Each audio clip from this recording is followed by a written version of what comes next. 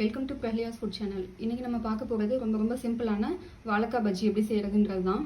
So வாழைக்காய் பஜ்ஜி அப்படின்னாவே ஜென்ரலாக வந்துட்டு நிறைய பேர் நம்ம என்ன பண்ணுவோம் அப்படின்னா, கடையில் வந்துட்டு நம்ம அந்த பஜ்ஜி மிக்ஸ் வந்துட்டு ரெடிமேடாக நமக்கு விற்கும், அதை தான் வாங்கி நம்ம செய்வோம். ஸோ அந்த மாதிரி இல்லாமல் நம்ம ஹெல்த்தியாக வீட்டிலேயே இருக்க கடலை மாவு யூஸ் பண்ணி எப்படி ரொம்ப டேஸ்ட்டாக செய்யலாம் அப்படின்றத இன்றைக்கி நம்ம பார்க்க போகிறோம். வாங்க வீடியோக்குள்ளே போகலாம். நான் வந்து ஒரு வாழைக்காய் இந்த மாதிரி நல்லா முத்தின வாழைக்காவாக பார்த்து எடுத்து வச்சுருக்கேன். இது வந்து மொந்த வாழைக்கான்னு சொல்லுவாங்க, அதை எடுத்து வச்சுருக்கேன். ஸோ இது வந்துட்டு நம்ம இப்போ ரெண்டு சைடும் காம்பை கட் பண்ணிடலாம். தூக்கி போட்டுடலாம்.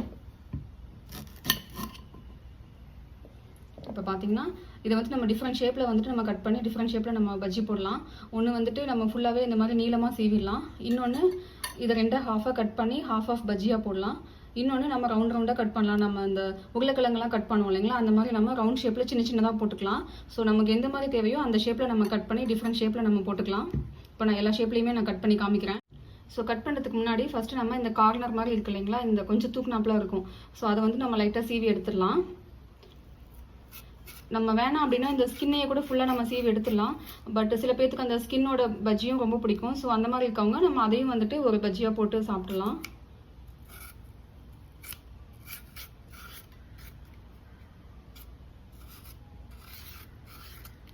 பாருங்க, மெலிசா இந்த மாதிரி லைட்டாக சீவுனா போதும்.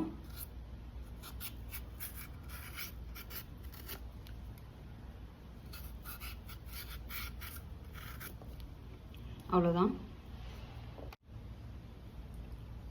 இப்போ வந்துட்டு பார்த்தீங்கன்னா வாழைக்காய் இது வரலும் ஸ்ட்ரைட்டாக இருக்குது, இதுக்கப்புறம் கொஞ்சம் லைட்டாக பெண்டாக இருக்குது. ஸோ நம்ம சீவும் போது வந்து பார்த்தீங்கன்னா இந்த இடத்துல உடையறதுக்கு சான்சஸ் ஜாஸ்தி. அதனால் என்ன பண்ணலான்னா, நான் ரவுண்டாக கட் பண்ணி காமிக்கிறதுக்கு நான் இந்த இடத்துல கட் பண்ணிடுறேன்.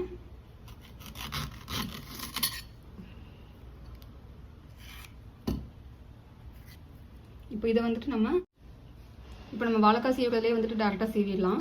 ஸோ தட் மெலிசா வரும் நமக்கு. பாருங்கள் எவ்வளோ தின்னாக சூப்பராக வந்திருக்கு. ஸோ இதே மாதிரி நம்ம இந்த ஷேப் எல்லாத்தையும் போட்டுடலாம்.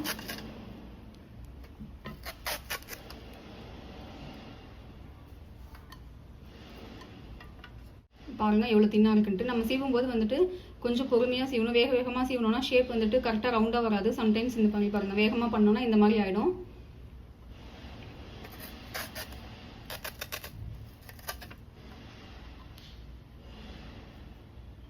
பாருங்கள் இந்த மாதிரி நம்ம ரவுண்டாக சீவி இதை வந்துட்டு நம்ம சின்ன பஜ்ஜியாக போட்டுடலாம்.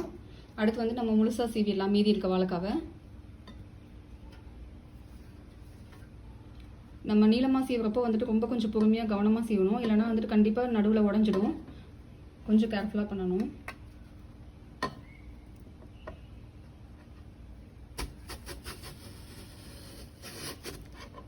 நல்லா அழுத்தி வச்சு அழுங்காமல் பண்ணிங்கன்னா வந்துடும். ஃபஸ்ட் லேயர் வந்துட்டு ஸ்கின்னாக இருக்கனால இந்த மாதிரி தான் இருக்கும் நமக்கு.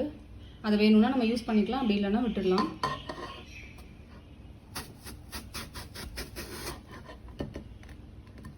பாருங்கள் நல்லா தின்னாகவும் இருக்குது, நல்லா நீளமாகவும் இருக்குது.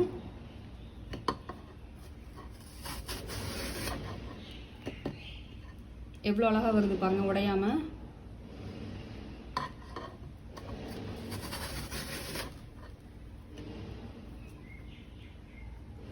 இந்த மாதிரி நம்ம நீளமாக எல்லாத்தையும் சீவி நீளமாக பஜ்ஜி போட்டுடலாம். இப்போ யாராவது வீட்டுக்கு கெஸ்ட்லாம் வராங்க அப்படின்னா நம்ம இந்த மாதிரி நீளமாக பஜ்ஜி போட்டு கொடுத்தா கொஞ்சம் நல்லாயிருக்கும். இல்லை வீட்டில் நம்ம தான் சாப்பிட போகிறோம், இல்லை சின்ன குழந்தைங்களுக்கு கொடுக்க போகிறோம் அப்படின்னா நம்ம இந்த மாதிரி சின்னதாக போட்டு நம்ம பஜ்ஜி போட்டுடலாம். ஸோ இதே மாதிரி நான் நீளமாக எல்லாத்தையுமே சீவிடுறேன். சம்டைம்ஸ் நமக்கு வந்துட்டு கொஞ்சம் நார்மல் சைஸ் வேணும் அப்படின்னா நம்ம முழு வாழைக்காவை என்ன பண்ணலாம்னா, நடுவில் சென்டராக ஒரு கட் பண்ணிவிட்டு ரெண்டு சைடையும் நம்ம தனித்தனியாக சீவி எடுத்துக்கலாம். ஸோ தட் சைஸ் வந்துட்டு ரொம்ப நார்மலாக இருக்கும். ஸோ நம்ம ஒரு வாழைக்காவை இந்த மாதிரி வந்து டிஃப்ரெண்ட் ஷேப்பில் நீளமாகவும் சின்னதாகவும் நம்ம கட் பண்ணி எடுத்து வச்சாச்சு, சீவி எடுத்து வச்சாச்சு. நம்ம பெருசாக போட்டால் என்ன அட்வான்டேஜ்னால் நமக்கு வந்துட்டு போட்டு எடுக்கிறது ரொம்ப ஈஸி, சீக்கிரமாகவே நமக்கு வேலை முடிஞ்சிடும். சின்னதாக போட்டோம்னா வந்துட்டு நமக்கு கொஞ்சம் டைம் இருக்கும். பட் கவுண்ட் வந்துட்டு கொஞ்சம் நிறையா இருக்க மாதிரி இருக்கும். நம்ம யாருக்கா கொடுக்குறோம் அப்படின்னா வந்துட்டு சம்டைம்ஸ் வந்து கொஞ்சம் நம்ம நிறைய பீசஸ் வச்ச மாதிரி இருக்கும். ஸோ அதுதான் டிஃப்ரென்ஸு. இப்போ நம்ம அதை எப்படி வந்துட்டு இதுக்கு நம்ம கடலை மாவில் எப்படி நம்ம மிக்ஸ் ரெடி பண்ணலான்றதை பார்த்துடலாம். ஸோ நான் வந்துட்டு இப்போ கடலை மாவு எடுத்துருக்கேன். நம்ம நார்மலாக கடலை மாவு யூஸ் பண்ணுவோம் இல்லைங்களா வீட்டில், அந்த கடலை மாவு தான். ஒரு 200 கிராம் டு 250 கிராம் அளவுக்கு நான் எடுத்து வச்சுருக்கேன். அதில் வந்துட்டு நம்ம சில்லி பவுடர் சேர்த்துக்கலாம், ட்ரை சில்லி பவுடர் சேர்த்துக்கலாம்.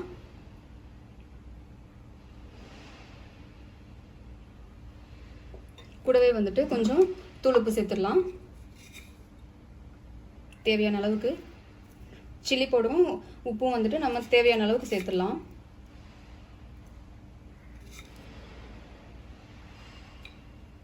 இப்போ இது லைட்டாக தண்ணி விட்டு நல்லா மிக்ஸ் பண்ணிக்கலாம். இப்போ நம்ம தண்ணி லைட்டாக சேர்த்துக்கலாம். தண்ணி கொஞ்சம் கொஞ்சமாக சேர்த்து நம்ம மிக்ஸ் பண்ணிக்கலாம். ஏன்னா ரொம்ப லிக்விட் ஆகிடுச்சுன்னா வந்துட்டு பஜ்ஜி வந்துட்டு நல்லா உப்பி வராது. அதே மாதிரி ரொம்ப திக்காக இருந்தாலும் வந்துட்டு ரொம்ப மாவாக இருக்க மாதிரி தெரியும். ஸோ நம்ம கரெக்டான கன்சிஸ்டன்சியில் மாவு வந்துட்டு ரெடி பண்ணணும்.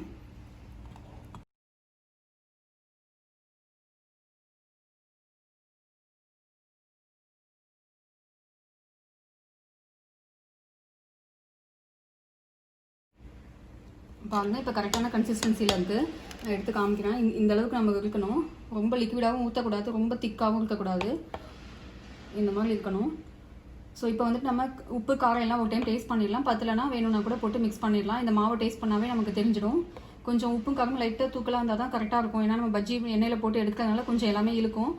ஸோ ஃபைனலாக நம்ம சாப்பிட்றப்ப கரெக்டாக இருக்கும். ஒரு டைம் டேஸ்ட் பார்த்துட்டு வேணும்னா சேர்த்துக்கலாம்.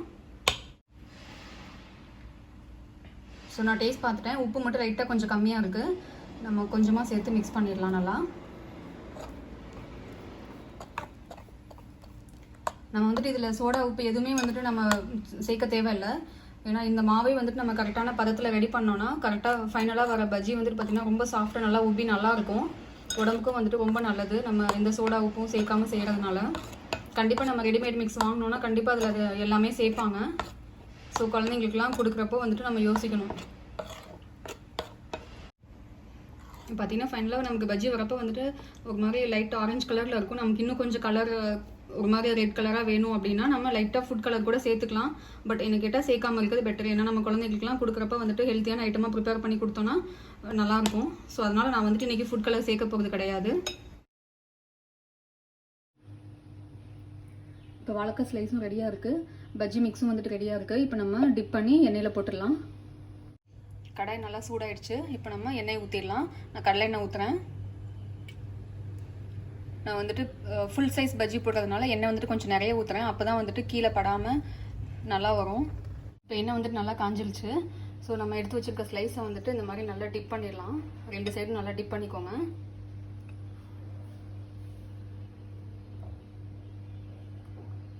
டிப் பண்ணி நம்ம எண்ணெயில் போட்டுடலாம். இப்போது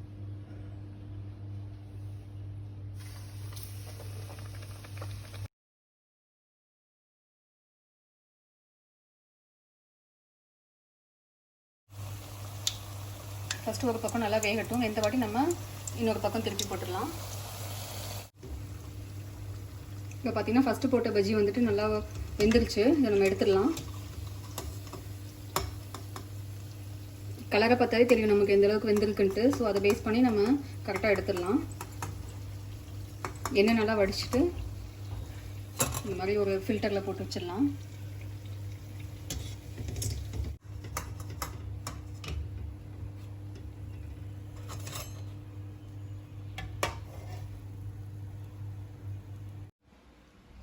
இப்போ நம்ம ஒரு பஜ்ஜி எடுத்து உடச்சி பார்த்துடலாம் எப்படி இருக்குன்ட்டு.